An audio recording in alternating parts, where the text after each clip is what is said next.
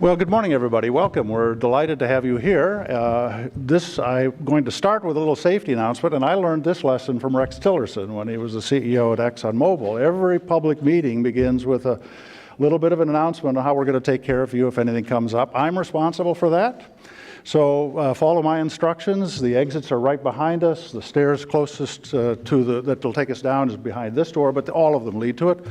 Go down to the first level. We're going to take two left-hand turns, meet across the street at National Geographic. There'll be ice cream for you when you get there, okay? So everything's just going to be fine, no worries. Let me just first say, I want to say welcome to Richard Spencer, Secretary of the Navy. We're delighted that you could join us today, and thank you for your service, Richard.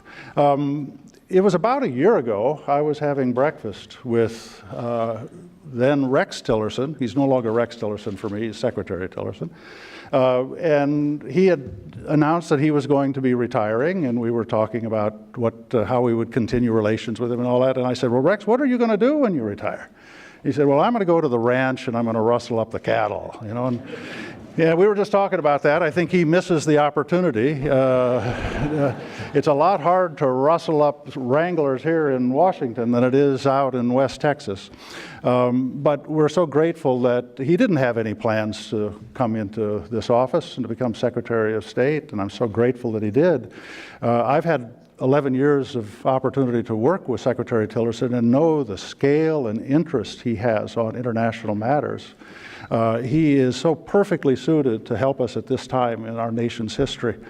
We're going to give maximum efficiency. I can't let people stand up and give little long speeches when they ask questions. So there's going to be little cards, fill out little cards, pass them in. Rick Rossow is going to get them up to me.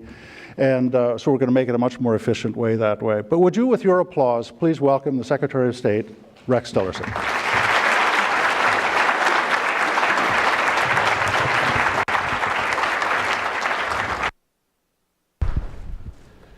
Well, thank you so much, John, and it is a real pleasure to be back in the building. And I was asking John if the building was meeting all the expectations that we had when this project was undertaken, and I see so many faces in the room that were a big part of bringing this to a reality. I think he told me there's 4 simultaneous events going on today, and I said, perfect. That's exactly what we had in mind. So I also want to thank many of you in the room for the 11 years, great years I had serving on the Board of Trustees here, and your mentorship of me, and I learned so much during the time I was here in those engagements, and I thank John for his friendship. He's a dear friend throughout that time, and it really has been important to my ability to do what I've been asked to do to serve the country. So again, it is a real pleasure to be here, and thankful for the opportunity to be back in this building. So first, let me wish everyone Happy Diwali to all our friends in the United States and India, around the world who are celebrating the Festival of Lights.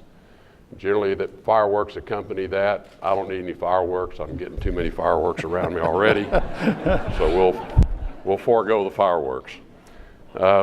My relationship with India dates back to about 1998, so almost 20 years now, when I began working on issues related to India's energy security.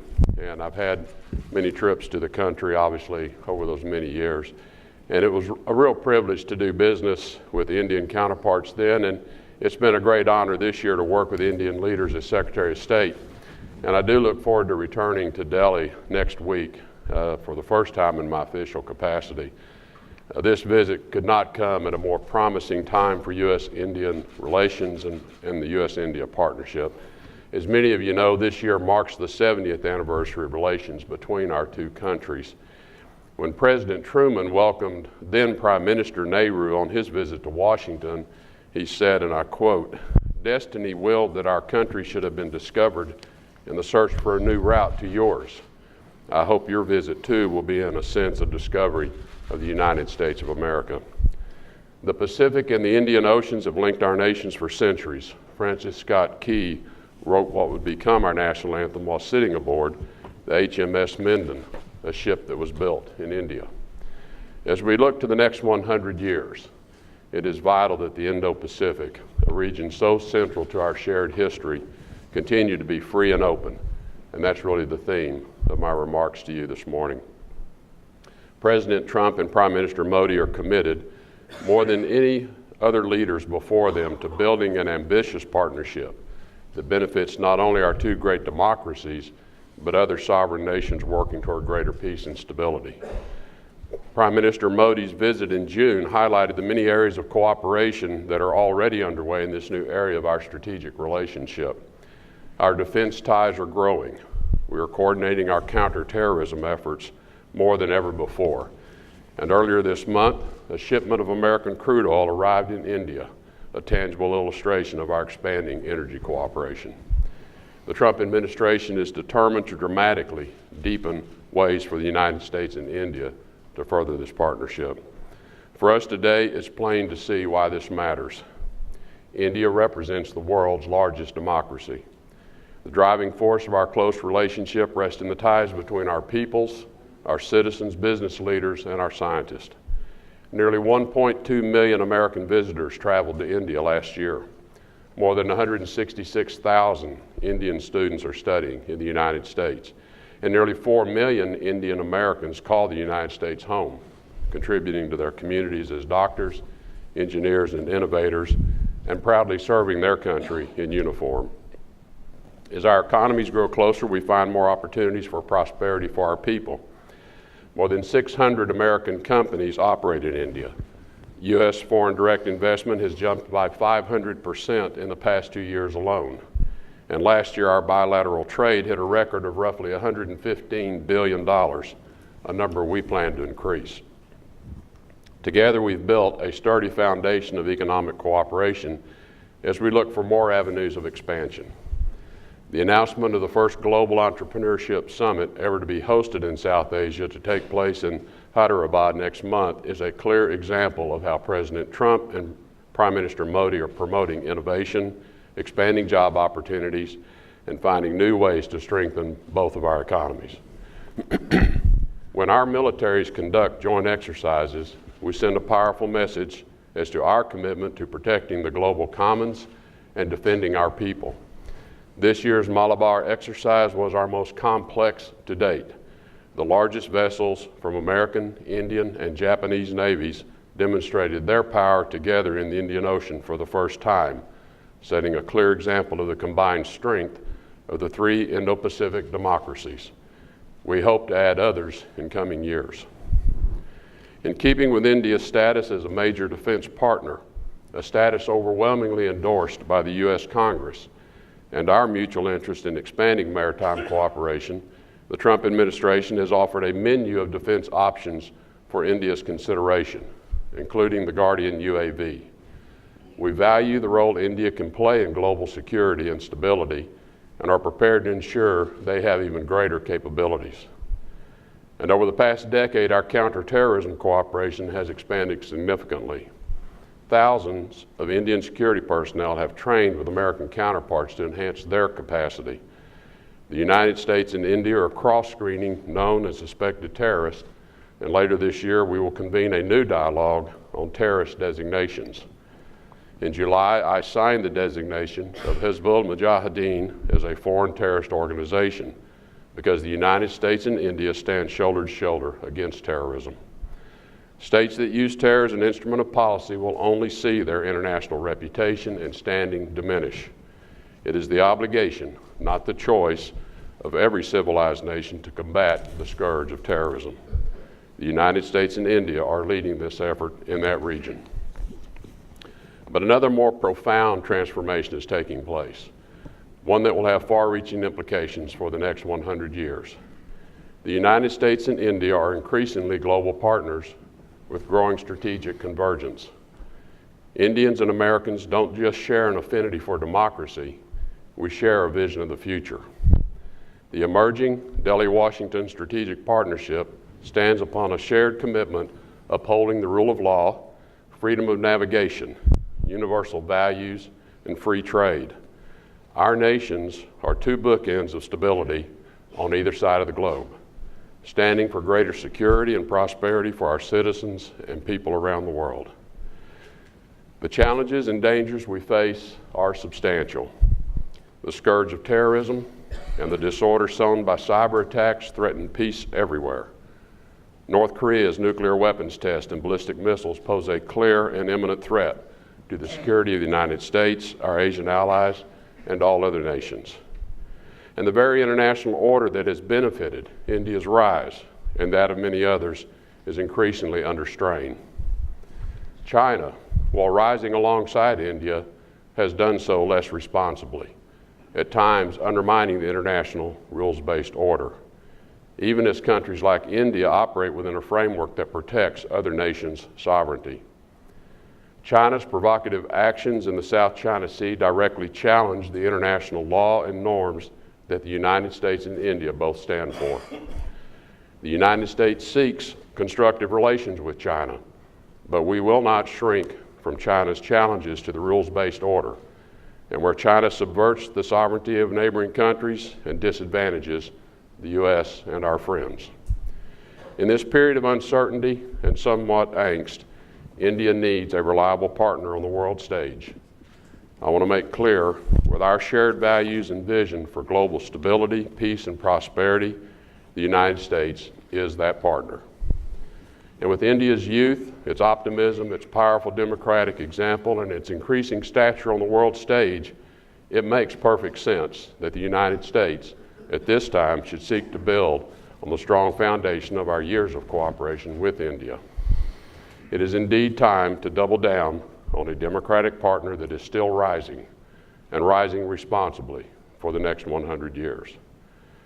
But above all, the world, and the Indo-Pacific in particular, needs the United States and India to have a strong partnership. India and the United States must, as the India saying goes, do the needful. Our two countries can be the voice the world needs to be, standing firm in defense of a rules-based order to promote sovereign countries' unhindered access to the planet's shared spaces, be they on land, at sea, or in cyberspace. In particular, India and the United States must foster greater prosperity and security with the aim of a free and open Indo-Pacific. The Indo-Pacific, including the entire Indian Ocean, the Western Pacific, and the nations that surround them, will be the most consequential part of the globe in the 21st century. Home to more than 3 billion people, this region is the focal point of the world's energy and trade routes. 40% of the world's oil supply crisscrosses the Indian Ocean every day through critical points of transit like the Straits of Malacca and Hormuz. And with emerging economies in Africa and the fastest growing economy and middle class in India, whole economies are changing to account for this global shift in market share. Asia's share of global GDP is expected to surpass 50% by the middle of this century. We need to collaborate with India to ensure that the Indo-Pacific is increasingly a place of peace, stability, and growing prosperity, so that it does not become a region of disorder, conflict, and predatory economics. The world's center of gravity is shifting to the heart of the Indo-Pacific. The U.S. and India, with our shared goals of peace, security, freedom of navigation, and a free and open architecture, must serve as the eastern and western beacons of the Indo-Pacific, as the port and starboard lights between which the region can reach its greatest and best potential. First, we must grow with an eye to greater prosperity for our peoples and those throughout the Indian and Pacific Oceans. By the year 2050, India may boast the second largest economy in the world. India's population, with a median age of 25, is expected to surpass that of China's within the next decade. Getting our economic partnership right is critical. Economic growth flows from innovative ideas. Fortunately, there are no two countries that encourage innovation better than the United States and India. The exchange of technologies and ideas between Bangalore and Silicon Valley is changing the world. Prosperity in the 21st century and beyond will depend on nimble problem solving that harnesses the power of markets and emerging innovations in the Indo-Pacific. This is where the United States and India have a tremendous competitive advantage. Our open societies generate high-quality ideas at the speed of free thought. Helping regional partners establish similar systems will deliver solutions to 21st century problems. For that to happen, greater regional connectivity is essential. From silk routes to Grand Trunk roads, South Asia was for millennia a region bound together by the exchange of goods, people, and ideas. But today, it is one of the least economically integrated regions in the world. Interregional trade has languished, sitting at around 4 or 5% of total trade. Compare that with ASEAN, where interregional trade stands at 25% of total trade. The World Bank estimates that with barriers removed and streamlined custom procedures, interregional trade in South Asia would nearly quadruple, from the current $28 billion to over $100 billion. One of the goals of greater connectivity is providing nations in the Indo-Pacific the right options when it comes to sustainable development. The Millennium Challenge Corporation is one model of how we can achieve it. The program is committed to data, accountability, and evidence-based decision-making to foster the right circumstances for private investment.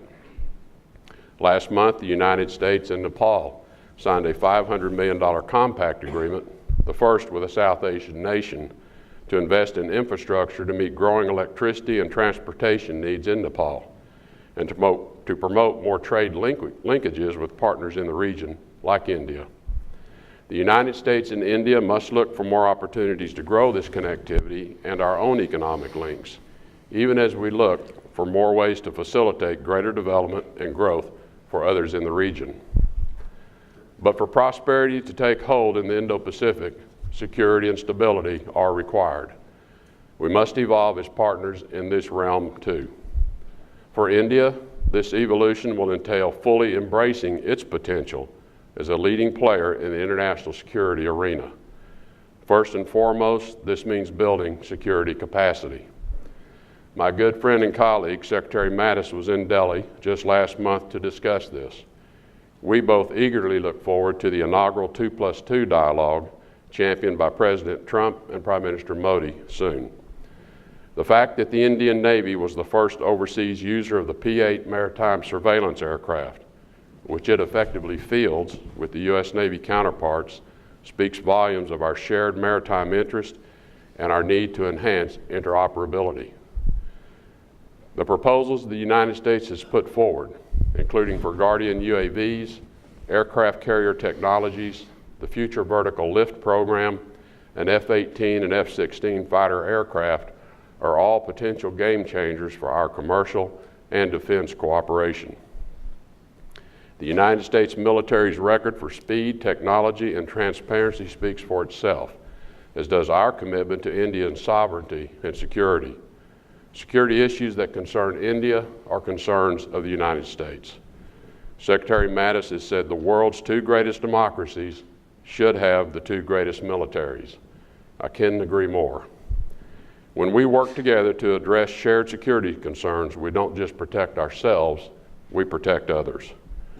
Earlier this year, instructors from the U.S. and Indian armies came together to build a UN peacekeeping capacity among African partners, a program that we hope to continue expanding. This is a great example of the U.S. and India building security capacity and promoting peace in third countries, and serving together as anchors of peace in a very tumultuous world. And as we implement President Trump's new South Asia strategy, we will turn to our partners to ensure greater stability in Afghanistan and throughout the region. India is a partner for peace in Afghanistan, and we welcome their assistance efforts. Pakistan, too, is an important U.S. partner in South Asia. Our relationships in the region stand on their own merits. We expect Pakistan to take decisive action against terrorist groups based within their own borders that threaten their own people and the broader region. In doing so, Pakistan furthers stability and peace for itself and its neighbors and improves its own international standing. Even as the United States and India grow our economic and defense cooperation, we must have an eye to including other nations which share our goals. India and the United States should be in the business of equipping other countries to defend their sovereignty, build greater connectivity, and have a louder voice in a regional architecture that promotes their interest and develops their economies. This is a natural complement to India's Act East policy. We ought to welcome those who want to strengthen the rule of law and further prosperity and security in the region. In particular, our starting point should continue to be greater engagement and cooperation with Indo-Pacific democracies. We are already capturing the benefits of our important trilateral engagement between the U.S., India, and Japan. As we look ahead, there's room to invite others, including Australia, to build on the shared objectives and initiatives. India can also serve as a clear example of a diverse, dynamic, and pluralistic country to others, a flourishing democracy in the age of global terrorism.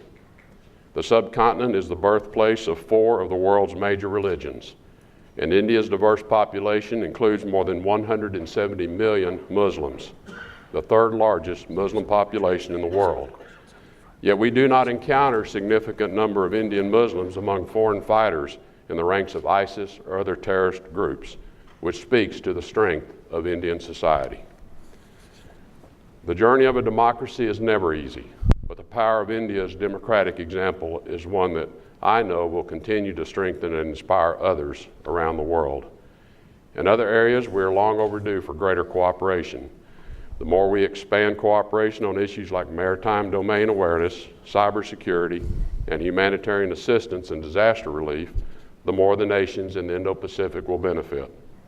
We also must recognize that many Indo-Pacific nations have limited alternatives when it comes to infrastructure investment programs and financing schemes, which often fail to promote jobs or prosperity for the people they claim to help.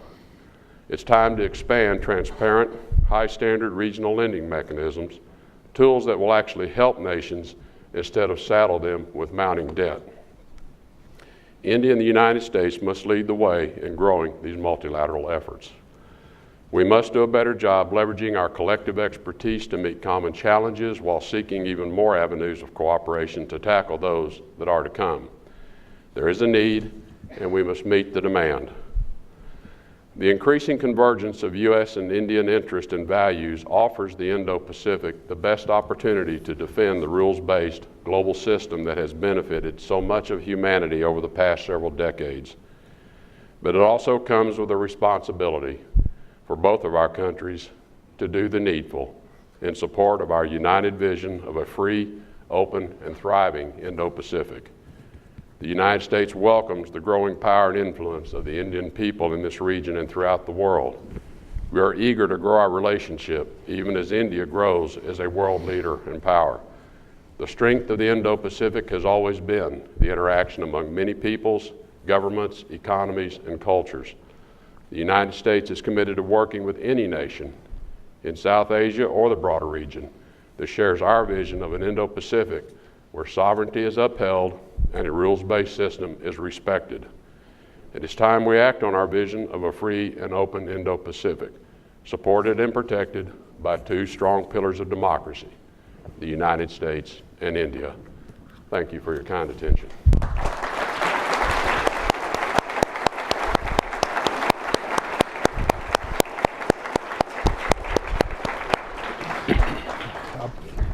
Thank you, Mr. Secretary. We're going to move this down so people over here can see. We got a blocking vector. Thank you for really a very interesting speech. One particular phrase really caught my attention. I'd like to just drill in a little bit on it. And I had the luxury of seeing it last night, so that's why I wrote it down.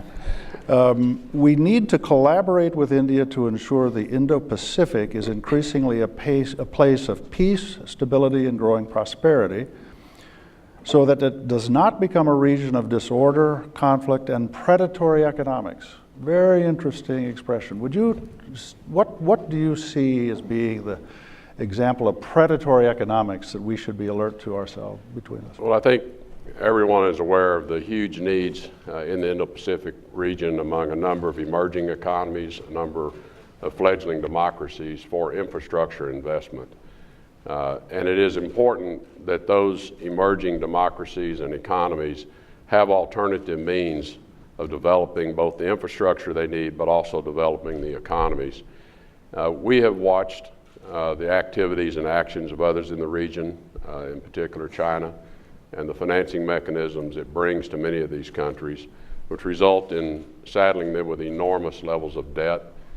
They don't often create the jobs, which infrastructure projects should be tremendous job creators in these economies, but too often foreign workers are brought in to execute these infrastructure projects. Financing is structured in a way that makes it very difficult for them to obtain future financing, and oftentimes has very subtle triggers in the financing that results in financing default and the conversion of debt to equity. So this is not a structure that supports the future growth of these countries. We think it's important that we begin to develop some means of countering that with alternative of financing measures, financing structures. And during the East Asia Summit, Ministerial Summit in August, we began a quiet conversation with others about what they were experiencing, what they need, and we're starting a quiet conversation in a multilateral way with how can we create alternative financing mechanisms. We will not be able to compete with the kind of terms that China offers, but countries have to decide what are they willing to pay to secure their sovereignty and their future control of their economies. And we've had those discussions with them as well. Secretary, that really helps open up a new understanding that we all have to develop. If I could just ask, this seems to be an asymmetry because you ran a big corporation. For you to raise capital for a major project, you'd have to go to public markets, the discipline of a public market. And yet you were competing against state-owned enterprises that could turn to a central bank and get a no-interest loan or maybe just a grant. I mean, this is a profound asymmetry that we have to deal with. It may go beyond just new financing instruments. How are you thinking about it? Well, I think in many respects it is the case that has to be made to these countries that need the infrastructure financing, that they really have to think about the long-term future of how do they want their country and their economies to develop. And in many respects, those were similar to the kinds of discussions and arguments that we would make back in my private sector days, that here are all the other benefits you receive when you allow investment dollars to flow to you in this way. You retain your sovereign control, you retain complete control over the laws and the execution within your country. And that should have significant value to them as they're thinking about the future.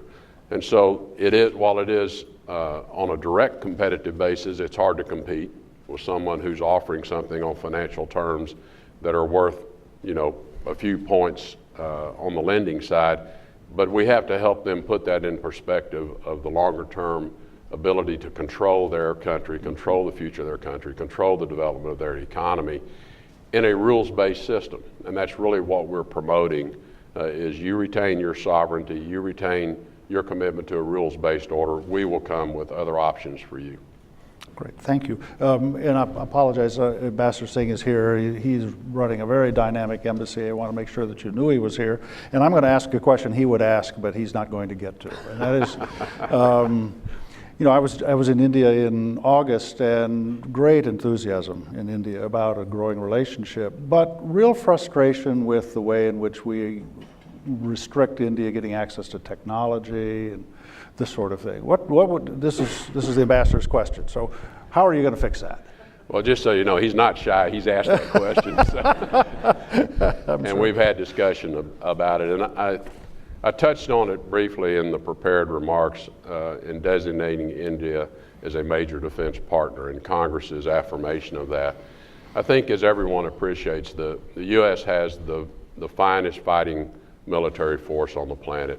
First, because of the quality of the men and women in uniform, all volunteer force. But they're also equipped with the greatest technologies and weapon systems that are unmatched by anyone else in the world. So that's an enormous advantage to our military strength. So we don't provide that lightly, and that's why we have such rigorous review mechanisms when we get into technology transfer. But having said that, our most important allies and partners have access to that, and India has been elevated to that level. And that's why I touched on a couple of systems that are not offered to everyone. The Guardian UAV system is an extremely technological piece of kit that we now are making available. And we're in discussions with India about other high-level weapon systems. And as I said, it's all to improve their capabilities to play this important security role that we know that they want to play in the region. So we're continuing to work through those systems in a very deliberate way while protecting America's competitive advantage in this area. I don't know how close you all listen, but the Secretary had a remarkable invitation, which is for the U.S. and India to jointly take a larger leadership role together in Southeast Asia. It was quite an important statement. You also indicated that there would have to be an evolving architecture of coordination. You hinted that it could revolve around expanding the U.S., Japan, India trilateral. You indicated maybe Australia. Is that going to be the architecture of America's engagement in this new strategy? Well, I think, as you heard me saying, if you think about the map, the Indo-Pacific all the way to the western coast of the United States, and that's the part of the map we're dealing with. India, this very significant and important democracy, pins one side of that map.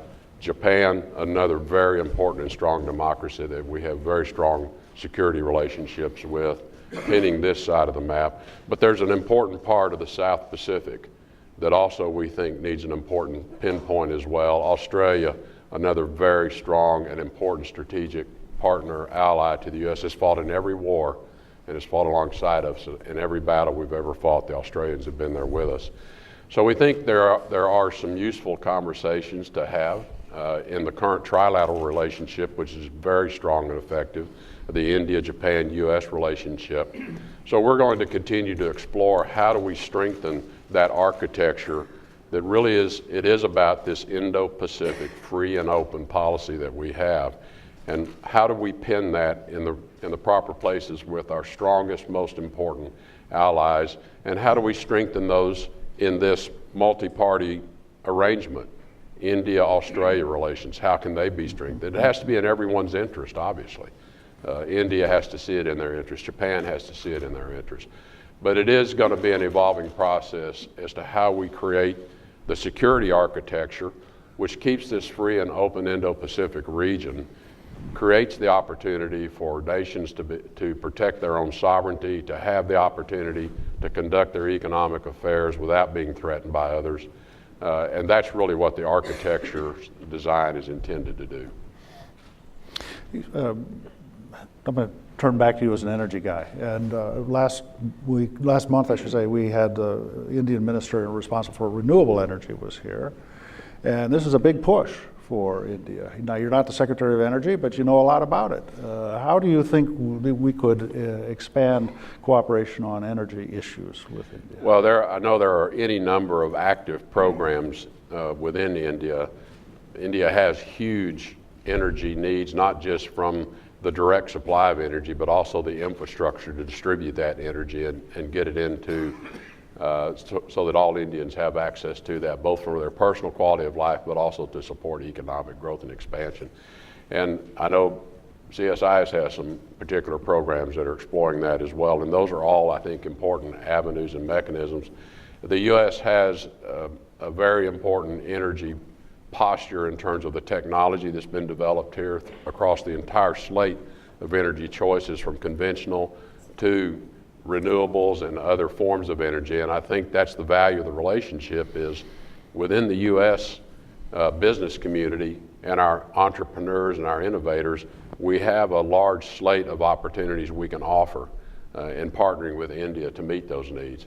And we're encouraging that. Again, we think the work that CSIS is doing is valuable in that regard as well, to create those relationships to provide that. It's another area of opportunity for U.S. businesses. As our Indian friends complain rightly about the restrictiveness of technology, American companies complain about how hard it is to do business in India. And how is that conversation going to enter into your discussions? It has its ups and downs. And in the 20 years I've dealt with India, I encountered these same frustrations. I think India has undertaken a number of important reforms, and we want to acknowledge that. I think it's important that those efforts and that momentum be sustained. It's easy to take a few actions, you get a few reforms in place, and then say, okay, we're done, let's sit back. You're never done. You're never done. And that's my message to India, you're never done. Because the world around you is not sitting stagnant. And you have to continue to put in place the necessary conditions that is attractive first to Indian business, just your own internal business entities, but also then make it attractive for foreign investors to come to India and grow that economy. I think one of my interesting early experiences with India was in the 90s. India undertook very, very little foreign direct investment. It was a very closed system. They didn't encourage companies to go out and invest overseas. And one of my first interactions was to facilitate the purchase of ONGC Videsh Limited, which is a very important Indian national oil company, acquiring 20% of the Sakhalin 1 project in Russia. And I put those parties together for a lot of reasons that served the interest of the people I represented at that time. But it was an interesting discussion. I had a lot of conversation with the Indians in that process because they were not used to investing overseas. That resulted in me going to a business conference in Goa. A couple of years later, they asked me to come over to meet with Indian businessmen that were being encouraged to invest overseas. Again, it was kind of a new thing for them. And I remember we had a panel discussion, a lot of great questions. The last question I got, one of the Indian businessmen said, if there's one thing that we should always make sure we keep in our mind in investing overseas, what is it? And I said to him, it's very simple, choose your partners wisely. Because in any venture, you are going to have partners. And who you choose is going to determine your success. I've carried that same most important element in any relationship. I've always viewed that, and that's the way we view the Indian-U.S. relationship now. Choose your partner wisely. We think we have wisely chosen a partner in India for this strategic relationship. But I think that process I have watched over the 20 years of India investing abroad helps India understand the conditions necessary to be successful back home. Because when you have to encounter it as a foreign direct investor, suddenly you understand what's important to success. You take that back home, and that helps you with your reforms back home. We encourage India to continue the pathway towards reforms. There's much more needs to be done to really enhance the full economic value of what India has to offer. I have about 4 or 5 questions that are all kind of clustered around the same issue, and that's about the complex power geometry in this region. India historically had close ties with Russia. China had close ties with Pakistan. We tried to keep ties with both India and Pakistan. It's a lot more complicated environment now. Could you just give your thoughts about India and this power geometry? Well, my view, and I think it is the collective view within the U.S. government as well, is as China has risen over the last 20 plus years now to take its rightful place as an economic power in the world, moving hundreds of millions of their people out of poverty into middle class status, India too has been rising. And I commented on this again in the remarks, and as we watch how these two very large nations are taking their rightful place in the global economy, they've gone about it in different ways. And I touched on that. And I think that's why the U.S. now sees this as an important point in thinking about the next century of our relationships. We're going to have important relationships with China. We'll never have the same relationship with China, a non-democratic society, that we can have with a major democracy.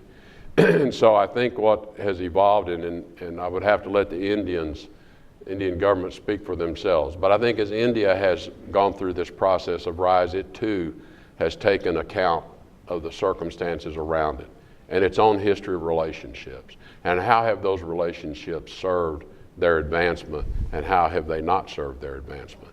And I think as the world's largest, one of the world's largest democracies, the world's largest democracy, it has said, I want to be a partner with another democracy. I don't want to partner with these other countries that do not operate with the same values. I think at the end of it, this relationship is built on shared values. That's what has brought us together. Two very large, important democracies want to share the same future, and we have a shared vision for the future. And I think that's what's changed over the last couple of 3 decades. There's been a real accounting, as I have observed it, a real accounting has been taken by the Indian government of its past experiences, and it's decided this is where we want to go. Secretary, I know it's not precisely on the reason for your trip, but I think we have several questions I'd have to ask you about Myanmar. You know, there's been an incredible humanitarian crisis with the Rohingya. Could you just share us your perspective on this? Well, we're extraordinarily concerned by what's happening with the Rohingya in Burma. I've been in contact with Aung San Suu Kyi, the leader of the civilian side of the government. As you know, this is a power-sharing government that has emerged in Burma. We really hold the military leadership accountable for what's happening with the Rohingya area. What's most important to us is that the world can't just stand idly by and be witness to the atrocities that are being reported in the area. What we've encouraged the military to do is, first, we understand you have serious rebel, terrorist elements within that part of your country as well that you have to deal with, but you must be disciplined about how you deal with those, and you must be restrained in how you deal with those, and you must allow access in this region again so that we can get a full accounting of the circumstances. I think any of us that read this recent story in the New York Times, it just had to tear your heart out, instead of break your heart to read this. So we have been asking for access to the region. We've been able to get a couple of our people from our embassy into the region so we can begin to get our own firsthand account of what is occurring.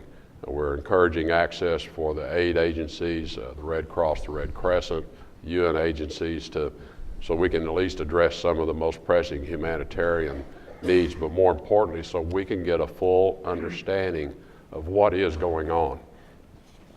Someone, if these reports are true, someone is going to be held to account for that. And it's up to the military leadership of Burma to decide what direction do they want to play in the future of Burma. Because we see Burma as an important emerging democracy. But this is a real test. It's a real test of this power-sharing government as to how they're going to deal with this very serious issue. So we are deeply engaged. We're engaged with others, and we're going to be engaged at the UN ultimately with the direction this takes. Again, several questions. We're dealing with Afghanistan, and Afghanistan has complex geography, complex geopolitics, I should say, as well. You know, the Indians have had a strong interest in what happens in Afghanistan, as has Pakistan, part of the backdrop here. Afghanistan, what are you going to be doing there? Well, you heard the President's announced his new policy towards, and it's the South Asia strategy. Afghanistan is what people tend to focus on, but one of the differences in how we approach the challenge there, and it's why it took a little longer for us to fully develop the policy, is we do see it as a regional issue. It's not solely an Afghanistan issue. And you solve Afghanistan by addressing the regional challenges. And Pakistan is an important element of that. India is an important element of how we achieve the ultimate objective, which is a stable Afghanistan which no longer serves as a platform for terrorist organizations. You know, our policy, quite simply, on terrorism is that we will deny terrorists the opportunity, the means, the location, the wherewithal, the financing, the ability to organize and carry out attacks against Americans at home and abroad, anywhere in the world. Well, clearly the threat to that policy finds its locus in many ways in Afghanistan.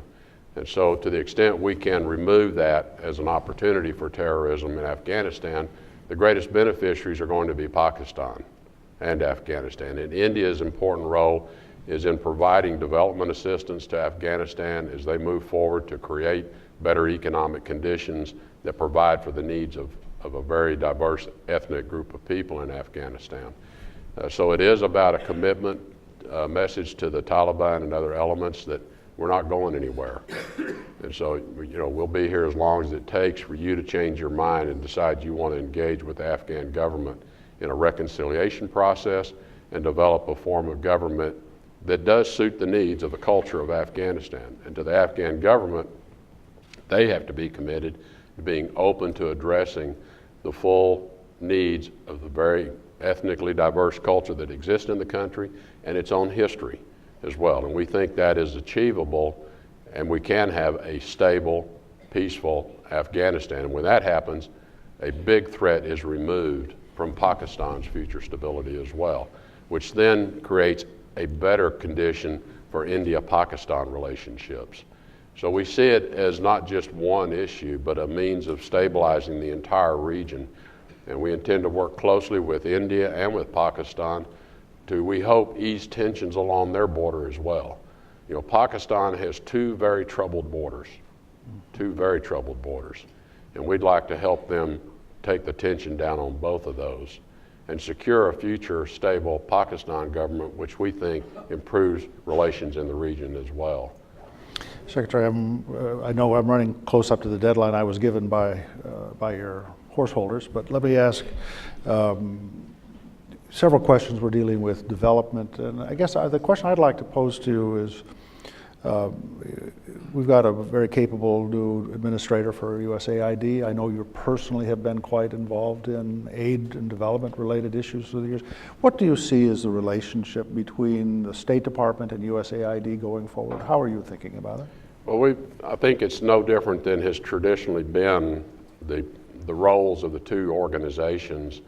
State Department develops foreign policy, it develops the strategies and the tactics, and an important element of our execution of foreign policy is development aid and assistance, whether it be in direct humanitarian assistance, food programs to address dire needs, disaster response, or whether it's in developing democratic capacity and institutional capacity.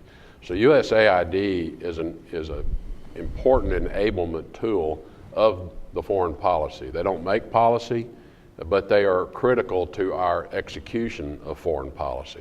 And that's really where we want that expertise to reside. And I view them as in many, using lingo of my prior life, they are a center of expertise when it comes to aid and development programs. Nobody does it better than they do. Not just directly, but they have tremendous organizational and convening capacity to work through other multilateral organizations, whether it's UN organizations, NGOs, direct in-country capability. They are really the experts in the world for doing that. They have the relationships, they have the contacts, they have the process, they have the procedures, and they're vital to our execution of foreign policy, and therefore they become integral to how we develop foreign policy, how we test its viability, and then how we lay out the plans, the strategy, and the tactics for executing against that policy.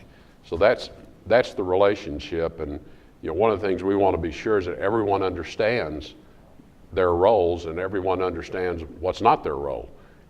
On the State Department side, our expertise is the analysis, the assessment, the development of foreign policy, the carrying out of the diplomatic integration of all of that. USAID, though, they are really the experts in that. The State Department doesn't have that expertise. It really resides over there. One last, I got a sign that said last question. Let me ask this last question. And in recent years, most secretaries of state have been policy people. They spent their life in policy world. But frankly, through the history of the department, we've had a great number of business people have been in. How do you think about the way that you can work with the private sector in advancing American diplomacy and American values around the world? Well, I think one of the things important for us is to make sure that we have great clarity around what our policies are, what our strategies, what our tactics are, so that investors, the business community, can at least make their assessment as they're trying to make decisions about their own business conduct, private enterprise, whether it's investment, foreign direct investment that they want to make, or whether it's partnerships they're creating for investment here in the U.S. It goes back to my earlier comment, choose your partners wisely. One of the things I think is important for us in the State Department to do is to be able to ensure we can provide clarity to the business community and to investors as to what the relationship is with a particular country, how we view the risk, the stability of that country. Those were things that were important to me in making decisions when I was in the private sector. It is a risk management decision. So how can we help everyone understand what the risks are in this country, but also what the vectors are? We think the vectors going in the right direction, or we have concerns that things should go in the wrong direction. And then the business leaders can make their own decisions about what they choose to do. I think you all can see why I was so lucky for 11 years to have Secretary Tillerson on my board. He's a wise and thoughtful man. Would you please thank him with your applause? Thank you. Thank you. That's really good. Thank you.